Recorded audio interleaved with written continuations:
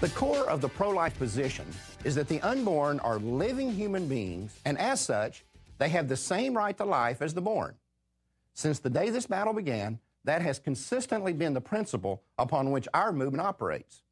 To counter this, our enemies have been forced to use what I call a moving target strategy.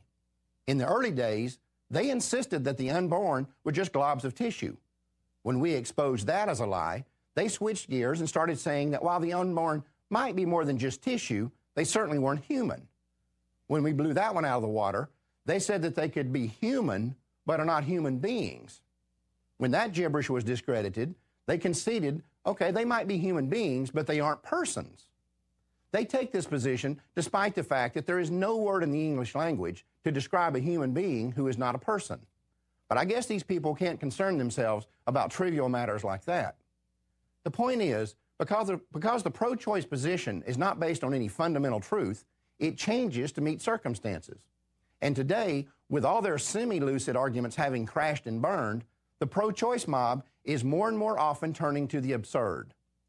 For example, one of their newest arguments is that abortion is justified because the unborn are not sentient. This basically means that it is okay to execute them because they have no awareness or perception of their environment.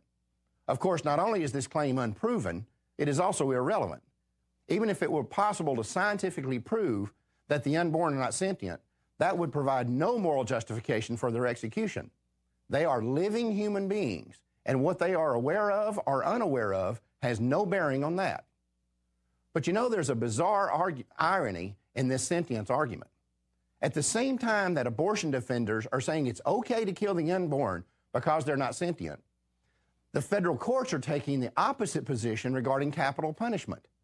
Their position is that they will not allow the states to execute unless the condemned is sentient. This prevents states from executing someone who's in a coma or a person whose IQ falls below a certain point. As someone who is opposed to both abortion and capital punishment, I'm a little bewildered by all this.